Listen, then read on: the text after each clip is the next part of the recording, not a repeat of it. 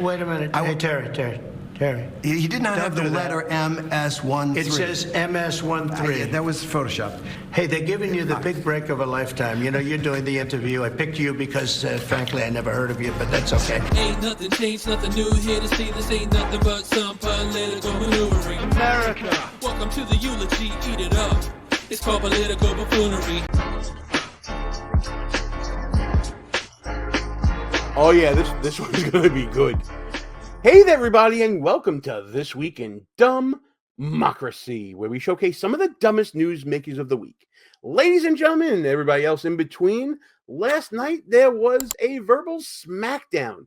President Donald Trump sat down for an interview with ABC News' Terry Moran to talk about his first 100 days in office. And let's just say, based upon the clips circulating the interwebs, this is vintage Trump. He was at his best sparring with Moran on a wide variety of issues, from the economy to immigration and more. And we're going to go through some of those clips together. But before we get to all that, I'm going to ask you guys to please subscribe to the channel. Hit that notification bell so you don't miss any of the shows. And if you like what you see and hear in this or any other videos on this here channel, I'm going to ask you guys to please smash that thumbs up button. Like, comment, share the show with your friends. All that really, really good stuff. Because all that's going to help us grow thanks to the YouTube algorithm. It just needs to be fed. So feed it. We are on the road to 2,500 subscribers, and I appreciate all of your efforts out there helping us grow. And for all you newbies out there who may have found this little political channel for the first time ever, I'm glad you're here. You picked a good one, and I hope that this video earns your subscription as we look at some of the highlights and lowlights from President Trump's interview with ABC News' Terry Moran. First things first, I want to give a shout out to Newsbusters for uploading these clips so quickly to the interwebs. You guys are the real MVPs of this video. And then I also want to remind you guys that tonight, Wednesday night, 9 p.m. Eastern Time, me and Ross Galloway, we're going back behind enemy lines. We're sure to be discussing this interview together and maybe breaking down some of the finer points of it, as well as discussing whatever news crops up today. That's 9 p.m. Eastern Time, me and Ross Galloway, behind enemy lines. This guy is a grifter. All right. The grifting's done. Let's get to the clips. The first clip deals with the economy. But I want to start with the economy, the number one issue for so many people, for just about everybody. It's one of the main reasons that you're back in this office. And now we have this trade war with China that Moody's and other analysts say is going to cost American families thousands of more dollars per year. And there is a lot of concern out there. People are worried, even some people who voted for you saying, I didn't sign up for this. So how do you answer those concerns? Well, they did sign up for it, actually, and this is what I campaigned on. I said that we've been abused by other countries at levels that nobody's ever seen before. We were losing $3 to $5 billion a day on trade. We were losing $1.5 trillion to $2 trillion a year, not sustainable. They were taking advantage of us like they've never. I could have left it that way, and at some point there would have been an implosion like nobody's ever seen. But I said, no, we have to fix it. I've wanted to do this for many years. You know, I had the best economy during my first term. We had a tremendous economy, tremendous success, and we did tremendous numbers of tariffs we took in a lot of money from tariffs, China in particular, hundreds of billions of dollars in tariffs. We had no inflation, as you know. We had an incredible economy. We're given credit for a great economy. But I said, we have to fix this. Otherwise, it's just not self-sustaining. And I think that's the point most Americans need to hear. We couldn't keep doing the same thing over and over again and expecting a different result. That's insanity, folks. So Trump actually did campaign on tariffs. Flashback. I was the only president ever. China was paying us hundreds of billions of dollars, and so were other countries. And, you know, if she doesn't like them, they should have gone out and they should have immediately cut the tariffs. But those tariffs are there 3.5 years now under their administration. We are going to take in billions of dollars, hundreds of billions of dollars. End of flashback. And we all have to remember there's going to be some pain in all of this. So we have to sort of hang in there like the old cat poster tells us. Think about this. We're not only having these trade deficits, as the president was saying, $3 to $5 billion a day, but then also our debt has been sold to other nations like China that we have to pay debt service on. So we're looking for ways to right the economy. One of that is Doge and finding savings in inefficiencies and fraud and corruption and abuse in government, then charging these tariffs to generate more income from outside of our country. And by doing all this and finding these savings and generating more revenue and then also lowering our debt service, we're able to right the economy. Who made you an expert all of a sudden? I mean, take my word for it. Don't take my word for it. That's totally up to you. I'm not an economist. I'm not an expert in foreign trade. That's just my opinion on that topic. The real reason why I'm here making this video is to discuss the verbal jousting between Trump and Moran. In that first clip, it was pretty normal, right? It was the opening salvo and the opening response from the president. We're moving on now to talking about immigration in general, and things start getting testy right about now. Let's move on to immigration. And as you said, it is an undeniable fact that illegal crossings at the southern border have plummeted, a staggering decline. But there are questions about your methods. And so I want to ask About my message? methods, about your methods, how you're accomplishing They seem to this. work. And there's Trump being Trump. It's the first indication we're seeing on this show right now of him retorting in a way that would make the average person chuckle because he is getting the results. I think we've seen that there's been a reduction of what?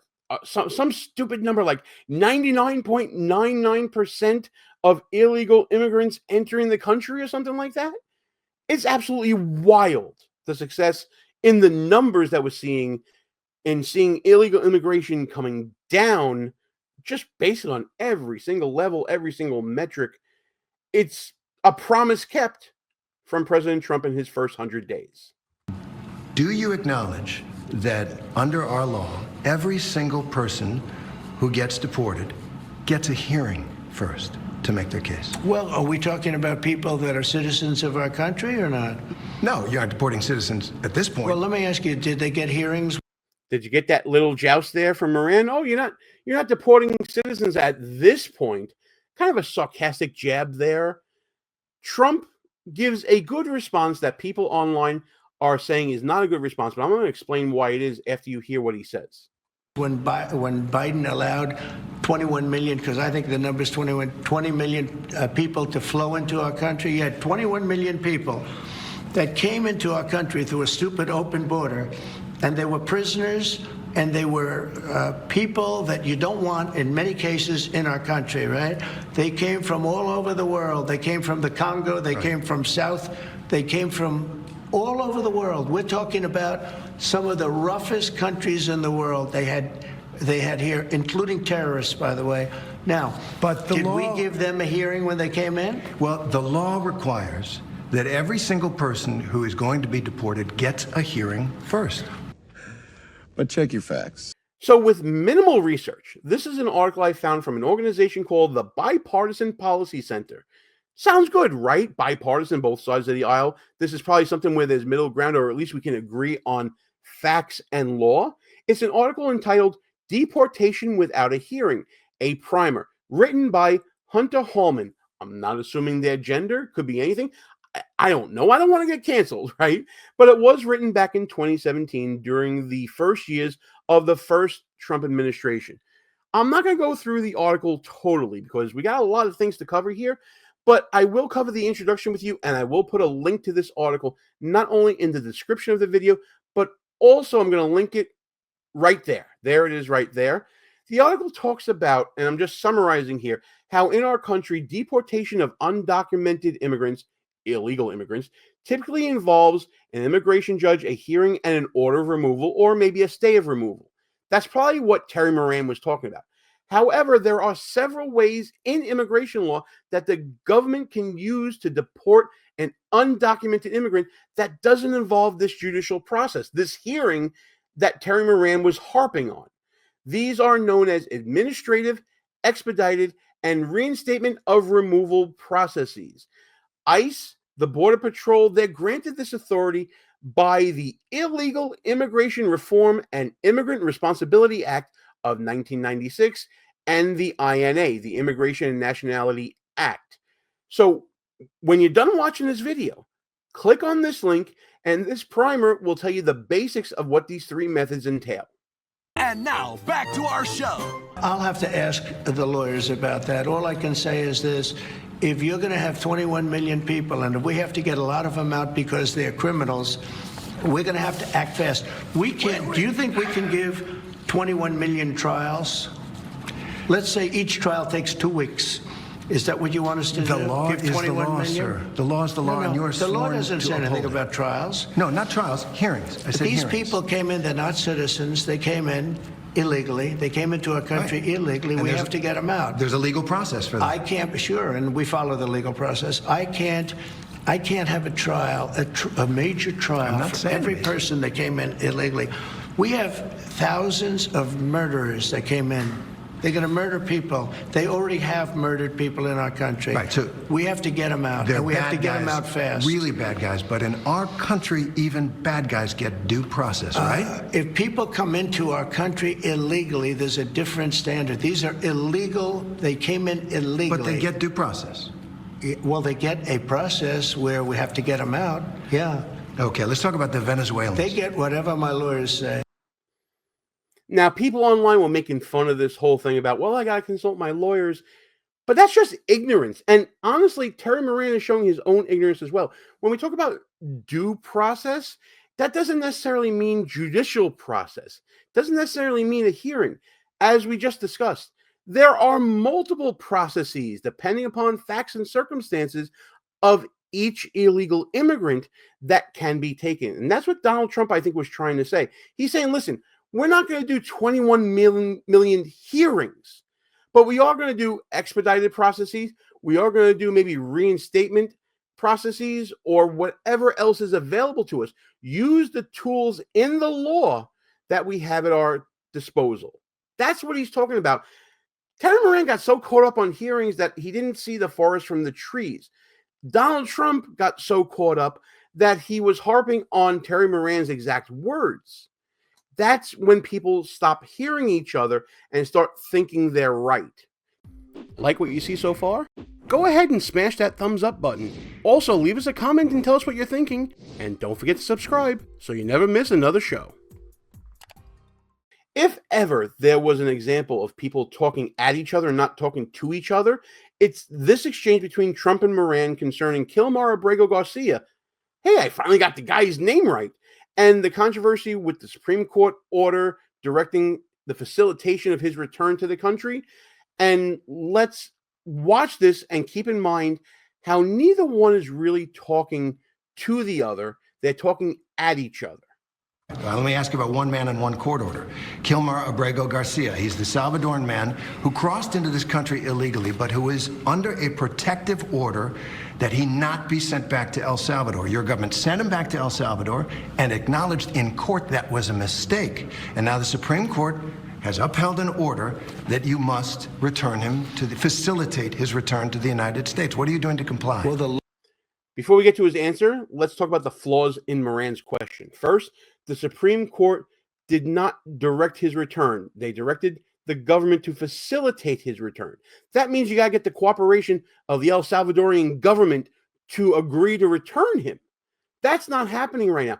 And by the way, the Supreme Court did not affirm an order. They actually overturned the order 9-0 and took out language about expediting the person's return, knowing that they didn't have jurisdiction over El Salvador to compel the return of this illegal immigrant. Now, Trump could have simply just said, no, that's not what the court order says. The court order says we only have to facilitate, and El Salvador is saying they ain't doing it. And that's case closed right there. We fulfilled our obligation under the order. But instead, Trump likes to needle. He likes to bring facts into the question that are favorable to him and then use them in a way to try to get the reporter, to get a gotcha from the gotcha reporter. The lawyer that said it was a mistake was here a long time, was not appointed by us, should not have said that, And just so you understand, the person that you're talking about, you're making this person sound, this is a MS-13 gang member, a tough cookie, been in lots of skirmishes, beat the hell out of his wife, and the wife was petrified to even talk about him, okay? This is not an innocent, wonderful gentleman from Maryland. I'm not saying he's a good guy. It's about the rule of law. The order from the Supreme Court stands, he came sir. into our country illegally. You could get him back. There's a phone on this desk. I could. You could pick it up, and with all the power of the presidency, you could call up the president of El Salvador and say, send him back right now. And if he... Yeah. And we already heard from the president of El Salvador. It's in a video we did earlier, and you can check that out in the upper right-hand corner of the screen, where he said, no, I'm not doing that. So is Terry Moran asking the president of the United States to exert undue influence on the sovereign rights of another nation and compel them to act in a certain manner? Much like, oh, I don't know, withholding $1 billion from Ukraine in order to get a prosecutor fired would do? Sure sounded that way to me, sir. Wouldn't that be an impeachable offense? Didn't President Trump get impeached for allegedly asserting that sort of undue influence before? That's the stupidity of that argument from Terry Moran. But let's continue on. If he were the gentleman that you say he is, I would do that. But the court has he's ordered not. you to facilitate that.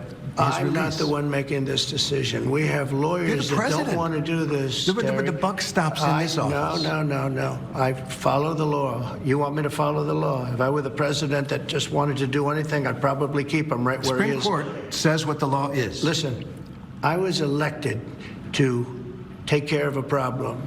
It was a unforced error that was made by a very incompetent man, a man that turned out to be incompetent, that you always said was wonderful, great genius, right? And now you find out, all of the media now, they're saying what a mistake they made. A man who was grossly incompetent allowed us to have open borders where millions of people flowed in. I campaigned on that issue. I wouldn't say it was my number one issue, but it was pretty close. Right up there. I campaigned on that issue. I've done an amazing job. I have closed borders. He said you couldn't do it. You wouldn't be able to do it. It would never happen. Well, it happened, and it happened very quickly. Wait a minute.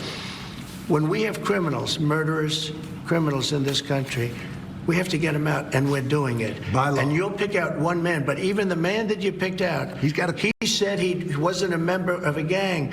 And then they looked, and on his knuckles, he had MS-13. Okay, so Trump is trying to deflect from the issue here, as we see. We're talking now about the tattoos on the knuckles for MS-13. That's been a very big talking point on both sides of the aisle here. Frankly, you're all stupid when you talk about this. It's pretty clear when you see the tattoos that these are gang tattoos, and they do have a meaning. They may not necessarily spell out MS-13 on the knuckles necessarily, but we'll get to that in a second, and we'll go through some of the photos there. But did you see what Trump did here? He didn't know exactly what to say in response to the Supreme Court order, like what I said earlier. So he's now moving on to saying that this person is a gang member and doesn't deserve to come back into the country. And honestly, if he was facilitated back in, what do you think the outcome would be anyway? He's going to get deported anyway, either back to El Salvador, who probably won't take him, or to another country. But he's not going to stay here. That being said, let's watch how Trump masterfully deflects into this MS-13 tattoo issue. But wait a minute. He had MS-13 on his knuckles tattooed. Oh, he had some tattoos that are interpreted that way. But let's move on. Wait a minute. Hey, Terry. He did not have the letter MS-13. It says MS-13. That was photoshopped. That was photoshopped, Terry. You can't do that. Hey, they're giving you the big break of a lifetime. You know, you're doing the interview. I picked you because, frankly, I never heard of you, but that's okay. I picked you. Oh, boy. Okay. So, classic Trump, like I was saying. I don't even know who you are, Terry Moran. You know he does. You know he's been briefed on him. And you know this because Caroline Leavitt was asked about the choice of Terry Moran for this interview by Sean Spicer earlier in the day. But a lot of conservatives will ask me, why does he sit down with people like Terry Moran of ABC or Jeffrey Goldberg of The Atlantic? What is the rationale behind that, rewarding people who have very vehemently expressed disdain for him personally? Because the president is unafraid, and he is inspired by competition, and he likes to talk to people face to face. And I think that's one of his best attributes and qualities. We live in an incredibly divisive country, unfortunately, that has been really the result and consequence, frankly, of the fake news and the hoaxes and lies they have driven at this president for the better part of the last decade now. But the fact that we still have a president who has been a victim of these hoaxes, these lies, these smears by so many legacy media outlets and reporters, yet he's still willing to sit down with them, look them in the eye, look them face to face, and take them to task and share the truth with them and his perspective, I think is what the American people deserve in a president. So yeah, he knows him. But back to this whole tattoo thing. I'm going to put a photo up on the screen right now so you can see. Yeah, we know that the M and the S and the 1 and the 3 are superimposed on the hand, but look at the symbology there in the tattoos on the knuckles. First knuckle, marijuana leaf. M. Second knuckle, smile. S. Third knuckle, a cross, which symbolizes the number 1 in this symbology. And then finally, a skull with 3 holes, the number 3. MS13, MS13. If you know what to look for, it's clear as day. But the media and the left are so caught up in the superimposed, typed out MS13 on top that is interpreting the symbology of the tattoos that actually exist, that they're trying to make Trump look stupid about, that they're, again, not seeing the forest from the trees. It's a gang tattoo. We all know it's a gang tattoo. It's there, plain as day. Congratulations, you played yourself. Terry, but you're not being very nice. He had MS-13 tattooed. We'll agree to disagree. I want to move on to something else. Terry. Agree to disagree? Terry Moran is not probably a gang tattoo expert. And here you do need to rely on some experts, some law enforcement expertise to this.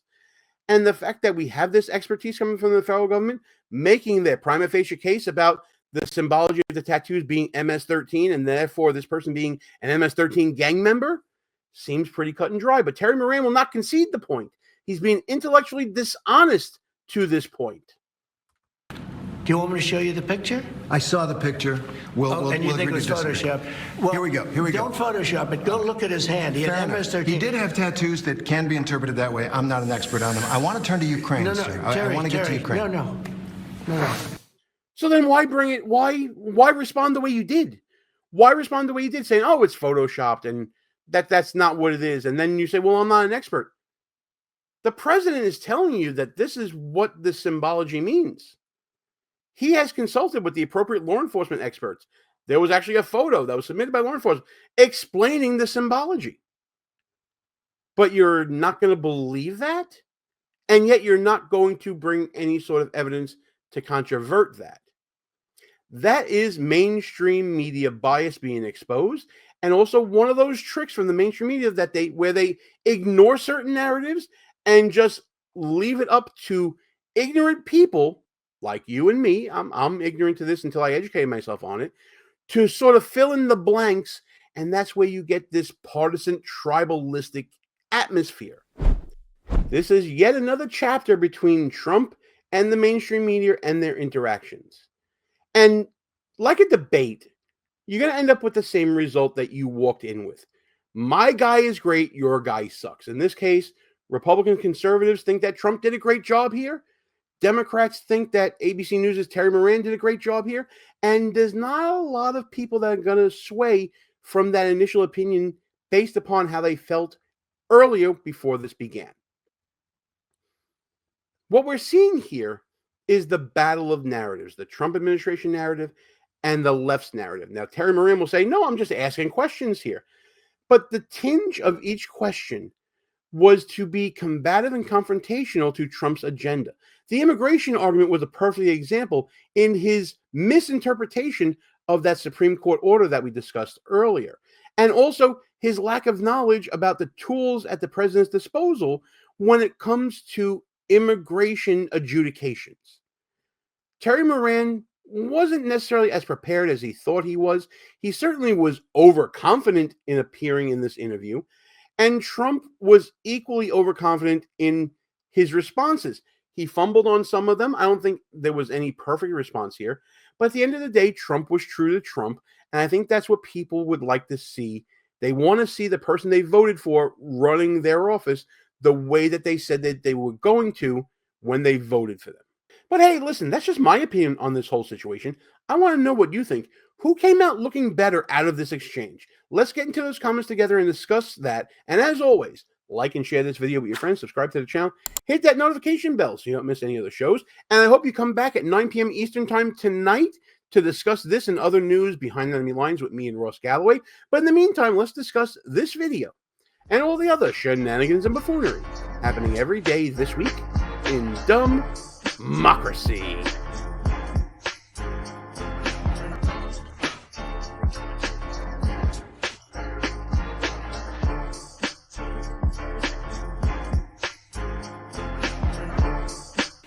All views and opinions expressed here are not necessarily of the mainstream media and may offend some listeners. It's called political buffoonery.